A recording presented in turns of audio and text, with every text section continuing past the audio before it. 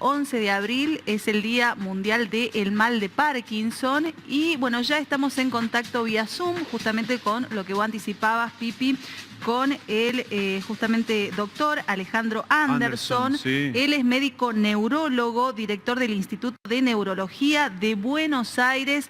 Doctor, ¿cómo le va? Muy buenos días. Doctor? Valeria y Pipi, los saludamos para La Rioja. ¿Cómo está?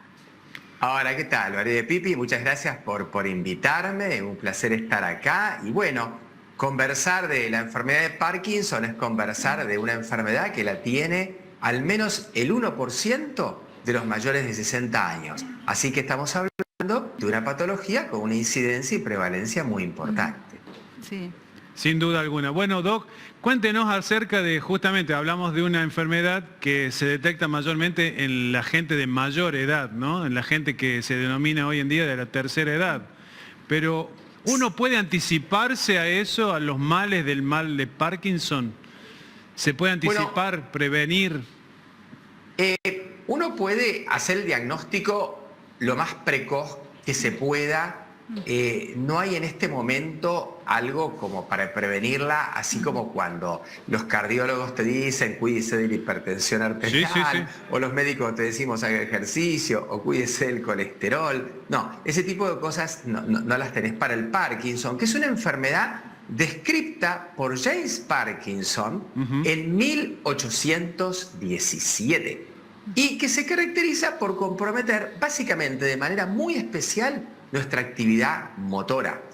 ¿Cómo se manifiesta?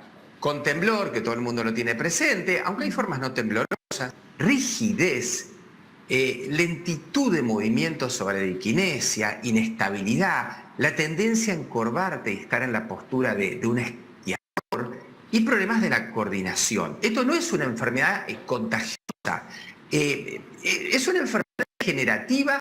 La genética parece jugar un rol muy importante, cada vez más importante. Ahora, uno dice, ¿por qué tengo Parkinson? Claro. La respuesta de por qué tengo Parkinson es porque perdí más del 70-80% de las neuronas del tronco cerebral de un lugar que se llama sustancia nigra. Cuando vos perdiste esas neuronas, te aparece clínicamente el Parkinson. Las podés perder porque tienen una falla genética, porque tuviste una intoxicación con monóxido de carbono, porque tuviste una encefalitis, porque tuviste golpes en la cabeza. Bueno, las causas pueden ser variadas, pero siempre la vía final y común es que te faltan neuronas para coordinar esos movimientos.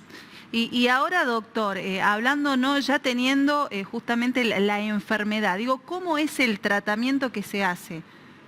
¿Hay algún tratamiento, medicación? Hay muchísimos tratamientos. Tenemos, la verdad, la posibilidad de manejar a los pacientes con Parkinson y mejorar su calidad de vida durante muchos, pero muchos años, 10, 20 años seguro. ¿Qué es lo que hacemos? Claro, si vos tenés menos neuronas que fabrican dopamina, entonces teóricamente uno dice, bueno, vamos a hacer algo así como haces con los problemas de la tiroides. No te funciona la glándula tiroides, te tomás la pastillita con la hormona tiroidea. Eso se llama terapia sustitutiva. Pues acá haces algo parecido.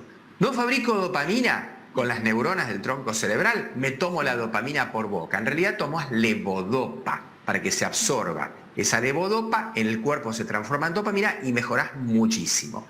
Al día de hoy, como la levodopa suele presentar acostumbramiento con el curso de los años, cuando te encontrás con pacientes jóvenes, porque yo les dije que los mayores de 60 años, el 1% tienen Parkinson, pero miren que hay pacientes entre 40 y 50 años que también tienen Parkinson. Claro. Son menos, pero existen, y en esos pacientes lo que vos haces es no darle remedios que generan acostumbramiento. Entonces usás medicamentos que imitan el efecto de la levodopa, que se llaman agonistas dopaminérgicos. Así que tratamientos tenemos, después tenemos productos que son protectores de las neuronas, productos que potencian el efecto de la levodopa. También estos últimos años se ha hablado mucho del cannabis medicinal, que ustedes en la provincia lo están desarrollando muy bien. O sea, hay muchas opciones terapéuticas para poder tratar a los pacientes con Parkinson, y cuando tienen muchos años de evolución, más de 20, y no lográs resultado con los medicamentos, hay dispositivos implantables que son como un marcapasos que se colocan al paciente y que le otorgan muchos años más de calidad de vida. O sea que eso se puede tomar como, digamos, atenuantes para lo que es la enfermedad. Ahora, doctor, uno cuando padece de Parkinson, ¿padece también de dolores? ¿Sufre de, por ejemplo, otro tipo de cuestiones musculares, óseas, de cefaleas, si se quiere? En sí, la enfermedad no te genera dolor, pero claro, si es una enfermedad que te provoca problemas motores y tomas una postura un poco más encorvada, o el Parkinson lo tenés en una mitad del cuerpo y no en la otra, todo eso va a facilitar malas posturas y contracturas que, si se suman a que se trata gente de edad y que tiene todo el derecho de tener artrosis o problemas de columna o de cadera, etc., los dolores tienen más prevalencia que en el resto de los pacientes. Y los tratás como, bueno, como tratás esos cuadros en otros pacientes. Entonces, la kinesiología. La verdad que, mira, esta pregunta está buena para que la gente tenga en cuenta que no es lo mismo un paciente con Parkinson, que lo tenés delgado y con buen estado físico, haciendo actividad aeróbica, que sería caminar o bici o nadar, actividad de movilidad, ¿sí? Yoga, no sé, lo que quieras de movilidad, pilates, gimnasia para tercera edad y algo de fuerza, que el paciente que es sedentario. Son dos universos completamente distintos. Y a eso se le suma la alimentación, más aún todavía. Por supuesto, hay que tener buenos hábitos. Dentro de los buenos hábitos está una alimentación con nutrientes de calidad, un sueño con buena arquitectura, bajo nivel de estrés, o sea, un estrés fisiológico. Todo eso juega también, todo ese contexto es importantísimo para la evolución de la enfermedad de Parkinson, así como para otras, por supuesto. No todo se reduce a tomar la pastillita. Y doctor, ¿se puede detectar de forma precoz el Parkinson y cuáles son las ventajas que esto tiene? Se puede detectar y, claro, esto depende de la atención que preste el propio paciente o la familia.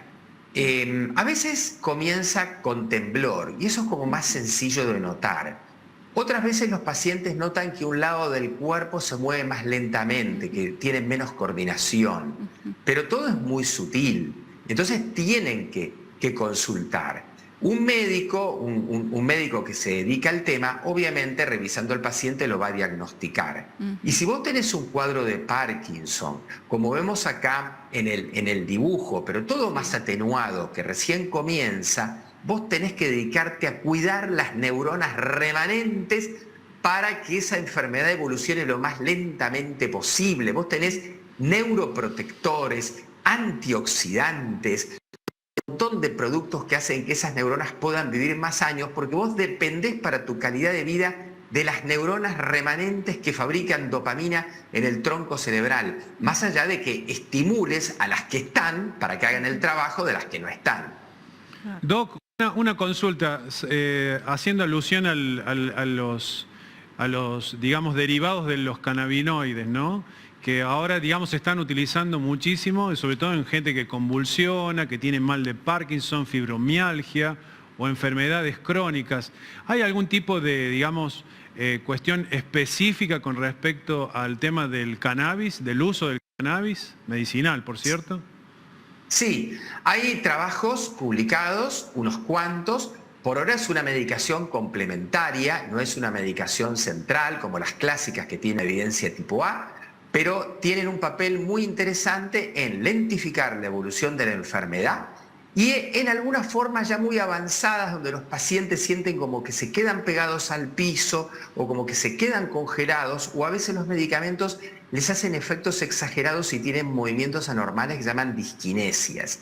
Allí se usan fórmulas donde entre los componentes importantes del cannabis, que son el CBD, el cannabidiol y el THC, el tetrahidrocannabinol, se suelen usar fórmulas donde predomina el CBD. Se llaman quimiotipos tipo 3. Entonces, en general, los trabajos que vas a encontrar publicados son con diferentes tipos de quimiotipo tipo 3. También hay otro cannabinoide nuevo, bueno, no es que sea nuevo en la investigación, que se llama THCV, tetrahidrocannabivarina, que también se está investigando para el tema Parkinson. Y bueno, se está tratando de encontrar la fórmula para mejorar este tipo de cuadro. No estamos tan avanzados como, por ejemplo, que vos mencionaste algunas cosas, en el dolor crónico, cannabis para dolor crónico, tratamiento de la espasticidad, tratamiento de la epilepsia, tratamiento del autismo o de enfermedades inflamatorias del tubo digestivo como la enfermedad de Crohn. Pero bueno, la lista sigue, son como 50. Sí, se sigue investigando porque veíamos, por ejemplo, la película esta que interpreta Robert De Niro, ¿no? En esa Awakenings o Despertares, cuando los médicos de ese instituto tan desesperadamente trabajan por encontrar una cura, ¿no?, para el Parkinson. ¿Es posible esto, así como uno sueña también con la cura del cáncer?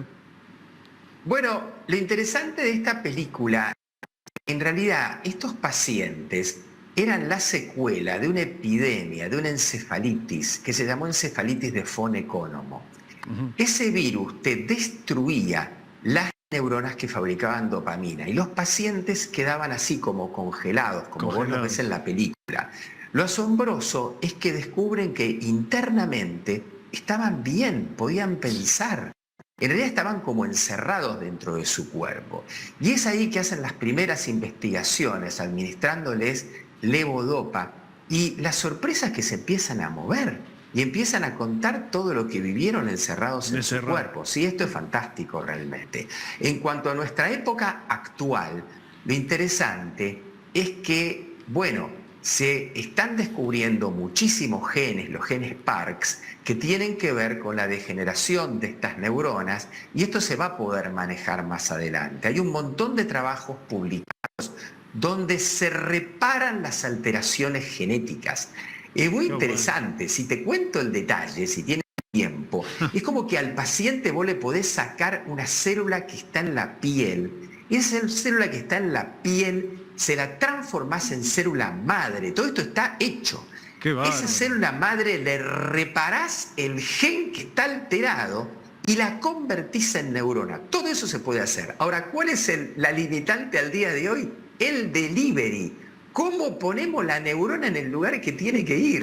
Eso todavía no está resuelto. Mire usted. Impresionante. Qué bárbaro, doctor. La verdad que estaríamos horas hablando, dialogando, porque es muy, pero muy interesante el hecho de poder hacerle conocer a todas nuestra teleaudiencia, ¿no? A toda gente que nos sigue a través de las distintas multiplataformas, estos mensajes, justamente a alguien tan reconocido y, por supuesto, de una palabra específica y especializada como la suya, doctor. Bueno, yo les agradezco un montón la invitación. Me pueden ubicar fácilmente en mi Instagram, que es doctor, 6 letras, Anderson con ss, donde suelo subir gran parte de las notas que creo que pueden ser útiles para que la gente las revise, repase. Y siempre que la gente aumenta el conocimiento de todo lo que tiene que ver con la medicina, paralelamente aumentan su salud y su calidad de vida. Así que bueno, está buenísimo esto que ustedes hacen en este momento, que es difundir, digamos, en este caso el Parkinson, porque justamente se crea el día del Parkinson para difundir que es la enfermedad, para que la gente aprenda y pueda prevenirlo mejor. Doctor, sí, antes de despedirlo, doctor, me quedó solamente algo para consultarle. Bueno, usted hablaba, ¿no?, de la edad de esta franja etaria que ha bajado, que se han dado casos de Parkinson en personas de 40, 50 años. Preguntarle cómo están las estadísticas en nuestro país en relación a eso, las personas jóvenes que hoy padecen Parkinson. Mira, siempre es una minoría. Hacete la idea de que el 5% de los pacientes que tienen Parkinson no son los típicos pacientes de más de 60 años, sino que pueden ser pacientes de 40 y pico. Hay casos muy aislados de menos de 40 años, pero yo los he visto. O sea, pacientes de 37 años con Parkinson, he visto. En general, estas son formas muy genéticas. Vos les hacés los paneles genéticos donde evaluás unos 350 genes y te encontrás con mutaciones tipo Park que generan, digamos, esta enfermedad. Pero la Argentina, en general, todos los países tienen una incidencia y prevalencia muy parecida, muy parecida. Claro que hay cosas circunstanciales que pueden alterarte la cantidad. De repente, si tuviste una determinada intoxicación que alteró a gente joven, obviamente que esa gente joven va a sufrir más Parkinson.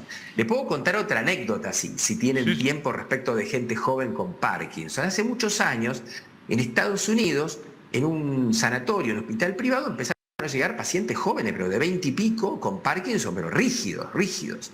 Y entonces los médicos, bueno, cuando llegan 2 o 3, empiezan a preguntar, y después llegan más todavía. Todos esos pacientes habían consumido una heroína del mismo dealer. Van, investigan, le intervienen, y ese dealer preparaba la heroína quemándola más de lo debido y generaba un producto que se llama MPTP. El MPTP mata directamente todas las neuronas dopaminérgicas. Entonces quedaban irreversiblemente parkinsonianos esos pacientes. Les cuento que esa sustancia en realidad no se conocía, se conoció por ese hecho. Claro. Y al día de hoy vos podés crear animales de experimentación, ratitas y ratoncitos con Parkinson, para probar los remedios dándoles MPTP.